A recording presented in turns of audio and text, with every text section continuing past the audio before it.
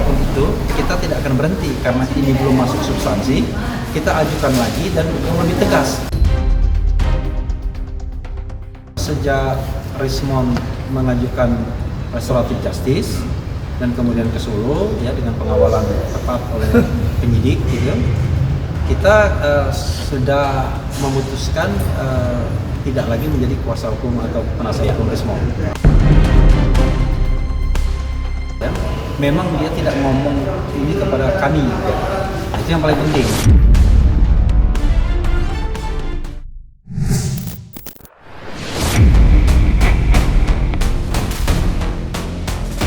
Upaya Roy Suryo menghapus pasal yang disantetkan mantan Presiden Joko Widodo alias Jokowi terkait polemik tudingan ijazah harus menghadapi jalan terjal usai Mahkamah Konstitusi tidak menerima permohonan sejumlah pasal dalam Undang-Undang Nomor 1 Tahun 2023 tentang Kitab Undang-Undang Hukum Pidana dan Undang-Undang Nomor 1 Tahun 2024 tentang perubahan kedua atas UU Informasi dan Transaksi Elektronik UU ITE. Sebelumnya Roy Suryo, Rismon Sianipar dan Dr. Tifa mengajukan gugatan atas undang-undang tersebut sebagai tanggapan atas pasal-pasal yang digunakan Jokowi melaporkan Roy Suryo CS di Polda Metro Jaya.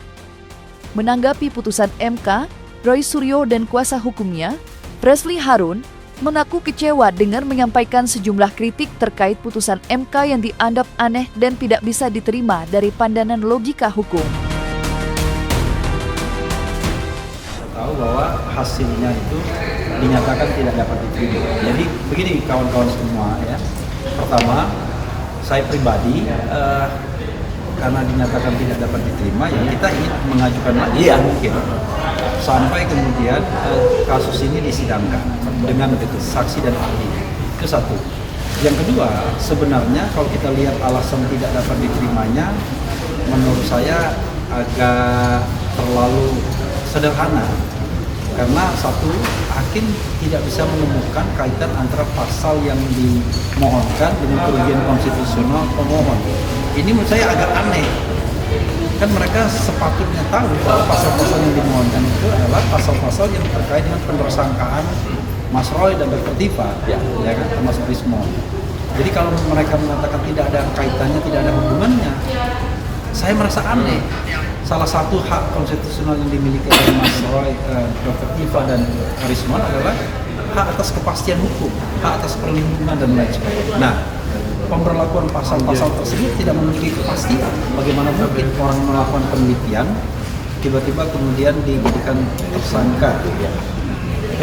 Lalu berikutnya dia berkeberatan bahwa peneliti hanya peneliti yang dilindungi, hanya akademisi yang dilindungi, aktivis yang dilindungi. Nah, kalau memang hakim MK mau melebarkan permohonan ini, kan dia kan tidak ada halangan untuk mengatakan semua bisa kan? Itulah kepentingan kita. Nanti ditanyakan kepentingan Anda apa? Makanya kepentingan kita katakan kepentingan kita adalah masalah ini adalah akademisi karena pernah mengajar, dia juga aktivis, kita tahu aktivitas sosialnya. Kemudian dia juga sebagai peneliti, kalau tidak ada bertujuh white paper. Nah, ke dalam 3 kelompok itulah kita ingin dorong. Kalau MK mengatakan nanti kalau dikabulkan bagaimana dengan kelompok lain? Ya silakan MK memutuskannya bahwa itu tidak hanya berlaku pada 3 kelompok ini, tapi juga berlaku pada kelompok yang lain. Kenapa menjadi sulit? Sekali lagi, permohonan ini tidak ditolak. Permohonan ini dinyatakan tidak dapat diterima karena dianggap obskur. Nah, mengenai obskur itu, menurut saya juga aneh. Menurut saya, kenapa? Kalau obskur itu saya bisa terima kalau seandainya ada lawannya. Misalnya dalam sengketa pemilu, pihak lawan mengatakan kita obscure dalam rangka defense gitu. Tapi kalau MK yang mengatakan obscure, buat apa pesan kepenasihatan? Kan MK kan dalam sidang pendahuluan menasihati kita, dan atas nasihat itu kita perbaiki, ya kan? Kalau memang petitumnya obscure, kenapa tidak ada komplain tentang petitum tersebut? Kan aneh kan? Kita menganggap bahwa tidak ada pattern yang jelas di MK ini, mau-maunya aja. Apalagi kalau kita kaitkan dengan perkara nomor 90 yang Almas Sakit Biru, putusan Gibran. Nah, itu kok bisa diterima legal standing-nya? Padahal di Almas Sakit Biru kita nggak tahu tuh. Dia bilang dia mengagumi Gibran, kemudian dia juga mau jadi calon presiden. Kan ngarang banget. dia usianya sendiri waktu itu masih mahasiswa, lalu kemudian dia diterima legal standing. Nah, ini Mas Roy sudah jelas bahwa pasal-pasal tersebut menersangkakan dia, nggak diterima legal standingnya. Oke, paham ya? Kita terima putusan MK, kita terima klaim, kalau ditolak biasanya protes, tapi kita juga pakai rasionalitas dong ya, pakai logika yang benar. Meski menerima putusan MK yang menolak permohonannya, Roy Suryo dan Dr. Tifa melalui tim hukumnya, Trefli Harun, tidak patah arang. Dalam pernyataannya, mereka berencana akan kembali mengajukan permohonan ke MK dengan dalil hukum yang lebih tajam dan subjek hukum yang lebih luas. Saat disinggung mengenai kegigihan Roy Suryo menolak pasal-pasal pada KUHP dan Undang-Undang ITE, terutama pasal yang digunakan Jokowi dalam laporannya, yang ancaman hukumannya di atas 12 tahun penjara, Roy Suryo menganggap pasal-pasal tersebut mengancam kebebasan berpendapat dan mengkriminalisasi para pemikir kritis. Lantas apa harapan kubu Roy Suryo pada Hakim MK terkait rencana permohonan baru yang akan diajukannya dalam waktu dekat ini? Pasti kita pengen ekspresi mengedepankan estetika. jelas tadi mendengar Apapun itu, kita tidak akan berhenti karena ini belum masuk substansi. Kita ajukan lagi dan yang lebih tegas. Kita tidak lagi mungkin minta tafsir-tafsir, kita minta batalin semua aja, jelas.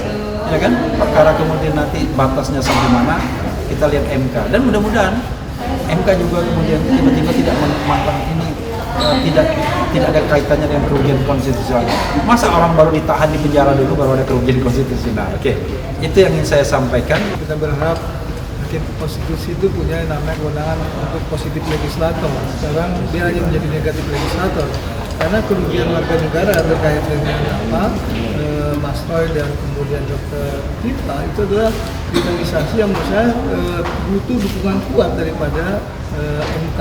Dan itu tentu saja tadi rekan Refli bilang bahwa kita akan minta kepada prinsipal Tifa dan Mas Roy ya, ini dua saja nih, untuk kemudian di Troya untuk kemudian kita ajukan kembali. Berharap nanti pada petitumnya kita tidak lagi menyatakan bahwa konstitusional bersyarat. Kita serahkan aja untuk kemudian kita batalkan pasal-pasal tersebut, sehingga kemudian serahkan kepada Hakim MK apakah dia menggunakan konstitusional bersyarat atau tidak. Yang pasti catatan kemarin tadi pada pas petitum 1 sampai 9 ada beberapa yang kita cantumkan bahwa keinginan kita adalah konstitusional.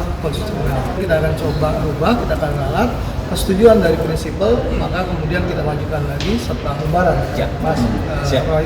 Mungkin itu saja catatannya untuk kemudian sidang hari ini. Kita akan ikuti kemauan MK. MK minta erga omnes, kan kita kan tadi minta pembatasan untuk pendidik, kemudian untuk akademisi dan aktivis. Karena itulah yang rentan dikriminalisasi. Tetapi pasal ini kan ada juga kaitannya dengan warga biasa sebenarnya kan, yang perlu perlindungan. Nah, pada awalnya kita berpikir ya sudah 3 kelompok ini saja yang dilindungi. Tapi kalau MK maunya oke, semua kelompok lebih luas, ya kita nanti akan ajukan lagi. Saya menyerahkan sepenuhnya, karena kalau tadi dikatakan ini belum dapat diterima, ya nggak apa-apa, diajukan lagi dengan mungkin nanti lebih tegas lagi. Jadi artinya kami selaku prinsipal kami sangat mendukung ini. Jadi artinya silakan go on, dan artinya itu yang akan berjalan, dan insya Allah itu akan berguna tidak hanya bagi kami tapi juga bagi masyarakat yang nanti manfaatkan. Itu yang paling penting ya, paling utama. Sementara itu, terlepas dari putusan Hakim MK yang menolak permohonannya, kubu Roy Suryo memberikan pernyataan tegas terkait dugaan keterangan palsu yang dilakukan Rismon pada saat dihadirkan sebagai saksi ahli di sidang citizen lawsuit di Pengadilan Negeri Solo beberapa waktu lalu yang berpotensi masuk ranah hukum. Pernyataan keluar lantaran sikap Rismon yang kontradiksi terkait klaim ijazah Jokowi hasil penelitiannya yang berubah hanya dalam hitungan hari. Menanggapi adanya potensi hukum bagi Rismon, berikut tanggapan kubu Roy Suryo. Kita tidak ingin membahasnya dulu ya, jangan dipancing-pancing ya kan. Jadi yang jelas satu hal yang paling kami pahami adalah bahwa apa yang dikatakan Rismon, apa yang dituliskan Rismon sebelum tanggal 11 Maret 2025 menurut keyakinan kami benar. Ya. itulah yang genuine dari Rismon karena sesuai dengan apa yang ditulis dan dipikirkan serta dikatakan oleh Mas Roy dan Dr. Ivan. Karena itulah bisa bersatu dalam Jokowi's White Paper, bisa bertemu dari dalam advokasi bahwa ijazah Jokowi 99,9% palsu. Tapi kalau sekarang dia berubah, maka kami mengatakan kami tidak tahu perubahannya apa. Tapi yang kami tahu adalah sebelum tanggal 11 Maret, apa yang dikatakan Rismon kami yakin itu benar. Sebelum tanggal 11 Maret 2025 ya. Setelahnya kami nggak tahu. Sebelum tanggal 11 Maret 2026 itu istilahnya pra. Saya nyebut 2025 dan 2026 ya 2026 itu adalah respon pra tanggal itu. Saya berkelakar, saya mengatakan itu respon pra bayar. Ya gitu. Pasca bayarnya. Nah, tapi ini canda ya. Canda loh, nggak ada bayar-bayaran. Hanya itu kan kalau kartu kan ada pra bayar, ada pasca bayar. Nah, setelah itu ya sudah. Tapi kenapa tadi kalau dikasih secara teknis sebelumnya itu sama atau itu tetap kita tetap kita percaya? Karena apa? Karena memang itu adalah penelitian yang cukup panjang selama berbulan-bulan dan menjadi sebuah buku itu kan tidak bisa kemudian dipatahkan begitu saja dengan hanya statement yang hanya dalam beberapa hari. Saya katakan beberapa hari ya karena sebenarnya kalau dia katakan dalam tempo 2 bulan segala itu enggak lah, 2 bulan ini masih sibuk untuk mengedarkan buku Gibran Endgame ya. Jadi statementnya juga masih tetap sama sampai dengan tanggal 25 Februari pun. Jadi hanya seminggu 26 Februari masih nge-tweet juga dia. Masih melakukan posting terhadap legalisasi ijazah yang kemudian dia komentari yang tahun 2000. Bahkan 3 Maret juga masih sama waktu ketemu Gus Nur. Iya, waktu ketemu Gus Nur. Jadi kalau ada teman-teman ini sebenarnya kalau ada teman-teman yang kemudian mempertanyakan, oh dulu bukunya salah, buku tidak salah. Ya, buku itu ditulis pada saat pikiran dan tindakannya masih benar. Ya gitu. Kalau mau mengkoreksi ya silakan. Sikap kami salah. Oh iya. Dan apakah sikap selaku prinsipal kita kemudian sedih? Enggak, sikap saya tertawa aja. Ini gambarnya tertawa aja nih ya. Sekali lagi saya hanya mengatakan ya kita doakan semoga Rismon Asiola Cialipa mendapatkan tempat terbaik di sisi mereka ya gitu di sisinya. Ya gitu, dan semoga dia mendapatkan hidayah. Saya kira itu aja ya. Jadi artinya karena gambar-gambar di sini nggak usah dimaknai yang lain ya. Itu langkah masing-masing ya, langkah masing-masing sesuai dengan pertanggungjawaban dari pemahamannya atau penelitiannya. Jadi karena saya bertanggung jawab terhadap apa yang saya tuliskan, maka saya melakukan langkah sendiri gitu. Jadi artinya Bang Rismon berusaha untuk keluar dari jeratan laporan Pak Joko Widodo, tetapi juga beliau masih terikat pada perkara-perkara pidana lainnya gitu. Jadi inilah yang pada akhirnya saya sebut Bang Rismon mendayung di antara 2 karang, yang dimana 2 karang itu juga karang yang tajam gitu ya. Beliau tidak murni bisa tidur dengan nyenyak gitu ya, karena memang beliau harus mempertanggungjawabkan beberapa perbuatan yang diduga di dalamnya ada perbuatan pidana, dan kemudian kalau keterangan palsu beliau di hadapan persidangan dilaporkan di Polda Metro Jaya, saya kira itu bisa menjadi delik baru buat Bang Rismon gitu. Itu justru di CL karena itu kan di bawah peradilan umum ya. Kalau di KIP itu kan adalah sidang komisioner. Tetapi ketika di Solo yaitu gugatan citizen lawsuit itu gugatannya diajukan oleh Pak Dr. Taufik selaku kuasa hukum. Kemudian juga itu kan peradilan yang di bawah peradilan umum gitu. Artinya keterangan Bang Rismon justru di sidang CLS itulah yang sebenarnya akan memberatkan beliau ke depan kalau memang ada pihak-pihak yang akan mempersoalkan keterangan Pak Bang Rismon gitu ya. Saya nggak tahu pihak mana yang akan mempersoalkan, tetapi kan namanya perubahan hukum kan kita nggak tahu siapa yang kemudian tidak suka terhadap atau melihat gelagatnya Bang Rismon ini kemudian mengkhianati teman-teman yang lain, itu kemudian dijadikan sebagai alasan untuk mempersoalkan keterangan beliau yang diduga ada keterangan palsu atau keterangan bohong di dalamnya. Ya menurut saya ada potensi buat Bang Rismon kemudian untuk menghadapi jeratan pidana baru gitu.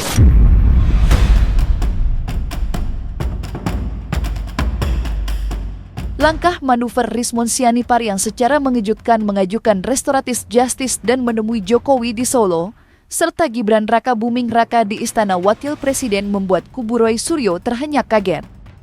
Berangkat dari keputusan Rismon yang sudah sepakat melakukan restoratif justice, Refli Harun menegaskan jika dirinya sudah bukan menjadi bagian dari tim hukum Rismon. Sementara terkait keputusan Rismon yang secara mengejutkan menjalin perdamaian dengan Jokowi, kubu Roy Suryo menduga adanya tekanan hebat yang dialami Rismon, terutama soal laporan ijazah palsunya dan dugaan pemalsuan dokumen. Rismon sendiri sebelumnya membantah adanya tekanan. Menurutnya keputusannya diambil semata-mata berdasarkan penelitian ilmiah terbarunya mengenai ijazah Jokowi. Lepas dari siapa yang benar, gesekan di antara Rismon dan kubu Roy Suryo terlanjur memanas bahkan tak segan saling sindir satu sama lain. Sejak Rismon mengajukan restoratif justice dan kemudian ke Solo ya dengan pengawalan tepat oleh penyidik gitu, kita sudah memutuskan tidak lagi menjadi kuasa hukum atau penasihat hukum Rismon. Dan kebetulan Mas Roy dan Dr. Tifa sebagai prinsipal itu sudah menarik mandat Bala RRT. Jadi Bala RT sudah dibubarkan dan membentuk Troya. Membentuk wadah baru namanya Troya Tifa Royce Advocates. Nah, dengan dua prinsipal. Jadi kalau kita mau mengajukan lagi, ya tentu kita akan dengan dua orang ini saja. Tidak mungkin kita mengajukan orang yang katakanlah sudah tidak sejalan. Kami pada waktu itu mengapa mau menjadi lawyernya Rismon, tentu dengan pikiran bahwa apa yang dia katakan itu benar. Kalau di hari ini menyangkalnya berarti kan sudah tidak bisa sejalan dengan kita. Karena apa yang dikatakan, apa yang dituliskan sebelum hari Rabu tanggal 11 Maret kemarin itu sejalan dengan apa yang ditulis dan dikatakan oleh Mas Roy dan Dr. Tifa. Karena itulah confirm kan sama sejalan. Sekarang karena sudah tidak sejalan, tentu kita tidak bisa pada perahu yang sama lagi. Itu tanyakan lagi kepada Rismon ya. Kita kan itu kan sesuatu di dalam dirinya yang kita tidak tahu. Tapi yang one thing for sure ya, memang dia tidak ngomong ini kepada kami ya. Itu yang paling penting. Jadi memang ketika dia mengajukan RJ dan heboh, kita pun baru tahu dari pemberitaan media dari CNN pada waktu itu pada ya sekitar pukul 4 hari Rabu ya kan 4 sore ya. Jadi kita sama sekali tidak tahu. Satu-satunya yang tahu barangkali ya, satu orang namanya Jahmada Girsan yang memang mendampingi dia dan baik ke Polda Metro Jaya maupun ke Solo. Kita sama sekali tidak tahu. Jadi motifnya apa tentu Rismon sendiri yang tahu, tetapi kita hanya bisa mengira-ngira. Makanya kita bertanya bentuknya, apakah dia dengan kehendak bebas ataukah dia karena berada dalam tekanan. Itu aja. Dan kami tidak memiliki jawaban final karena yang bisa kita lakukan adalah bukan menjawab tapi menganalisis. Salah satu analisisnya bahwa ketika dia mengajukan RJ, dia dalam status dilaporkan karena ijazah Jepangnya dan kemudian karena surat kematian yang pernah dibuat oleh istrinya kalau tidak salah. Iya, ada surat kematian. Itu. Tapi apakah kemudian itu yang menjadi penyebab ataukah ada hal yang lain? Ya Rismon sendiri yang pasti akan tahu. Jadi penelitian saya itu murni independen tanpa harus ada intervensi dari pihak-pihak lain. Nah itu murni dan hanya murni tanggung jawab saya secara ilmiah. Kita pada posisi untuk mengatakan apa yang kita pahami, apa yang kita ketahui. Tetapi apakah itu kesimpulannya, maka kita kembalikan kepada pertanyaan juga. Apakah dia mengajukan RJ karena kehendak bebas, ataukah karena dia ditekan oleh pihak-pihak lain? Gitu ya. Itu sama pertanyaannya. Tetapi karena sudah tidak sejalan lagi dengan kita, karena RJ itu kan kita udah bilang kalau prinsipal kita mengajukan RJ dalam hal ini minta maaf, ya kita mundur dan itu kita mundur dari Rismon tetapi tetap bersama Mas Roy dan Dr. Tifa. Kita mengajukan RJ dalam hal ini minta maaf, ya kita mundur dan itu kita mundur dari Rismon tetapi tetap bersama Mas Roy dan Dr. Tifa. Sikap tegas Rismon Sianipar atas tudingan kubu Roy Suryo berulang kali dibantahnya mengenai dugaan intervensi dari pihak Jokowi. Tidak hanya membantah, Rismon juga menantang kubu Roy Suryo debat terbuka mengenai ijazah Jokowi. Rismon berkeyakinan ijazah Jokowi asli usai melakukan penelitian lanjutan, berpegang pada prinsip penelitian terbarunya. Rismon berjanji akan menuliskan buku terbarunya dan akan menarik buku Jokowi White Paper dan Gibran Engem dari peredaran. Dari pernyataan terbaru Rismon itulah kubu Roy Suryo dibuat berang dan menyaksikan temuan baru Rismon mengenai ijazah Jokowi yang sekarang diakuinya asli. Kembali lagi ke jawaban saya semula, saya hanya akan bertanggung jawab terhadap tulisan saya, penelitian saya. Nah itu makanya saya bilang, jika ada pihak-pihak yang meragukan, sebaiknya itu kita tempatkan ke ruang diskusi akademik. Dan saya tantang secara terbuka, saya akan tunjukkan kepada publik apa temuan-temuan saya yang sudah saya jelaskan cukup spesifik di beberapa kesempatan. Dan bagi seorang peneliti, dan itu benar tadi kalau dikatakan, apakah peneliti itu bisa merubah 180 derajat? Nggak mungkin. Harus ada risalahnya. Harus ada yang disebut itu kalau dia kemudian meneliti, kemudian yang namanya rotasi, kemudian ada ada sisi lain banyak gitu yang dia katakan. Itu hanya menggugurkan, kalau itu dilakukan, itu hanya menggugurkan satu hal, yaitu kalau dia mau menggugurkan soal ijazah, tapi tidak akan menggugurkan penelitian kami soal skripsi, yang itu jelas gak ada lembar pengujiannya, itu udah pasti. Tidak akan menggugurkan soal Kasmujo, Pak Kasmujo yang menyampaikan secara langsung, tidak akan menggugurkan soal Desa Ketoyan, tidak akan menggugurkan soal yang lain-lain. Sarjana mudanya juga tidak digugurkan.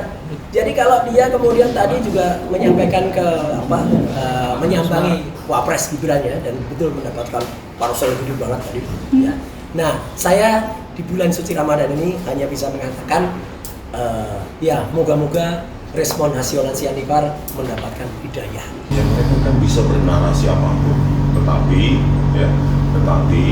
kalau terkait dengan ijazah Pak Jokowi silahkan dibantah juga secara ilmiah sehingga tidak ada narasi-narasi yang di luar dari inti permasalahan itu. Ada juga narasi seakan-akan ada tekanan atau ada ajakan. Mungkin kan sudah berhari-hari ini sudah terlihat bahwa memang ada itu inisiatif, ada dari Bang Rismon, dan tentu bagaimana kita sebagai kuasa hukum untuk mendatangi Pak Jokowi dan menyelesaikannya ini secara restoratif justice. Permohonan tersebut tentunya dari awal sebelumnya kami tidak juga mengetahui apakah Pak Jokowi akan menerima. Ternyata setelah didatangi, Pak Jokowi langsung memberikan informasi kepada kita bahwa beliau menerima permohonan maaf dari Bang Rismon dan meminta kami menindaklanjuti. Jadi ini juga adalah perkembangan-perkembangan yang mungkin kalau saya pribadi melihatnya tentu beliau mengapresiasi ada orang yang mengakui telah melakukan kesalahan dan sekarang memberitahukan kepada publik bahwa saya melakukan kesalahan dan inilah yang benar, sehingga pengakuan ini kan harus diapresiasi apapun itu, terlepas apa yang sudah dilakukan sebelumnya. Jadi mungkin itu adalah hal yang mungkin menjadi harus poin di mana terlepas dari apapun yang terjadi, ya hal ini yang patut dipertimbangkan oleh nanti penyidik di Polda Metro Jaya.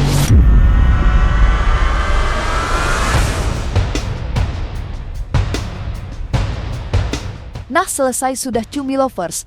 Saksikan terus Cumi Cam Indep, kabar lengkap, mendalam, dan akurat dari narasumber terpercaya.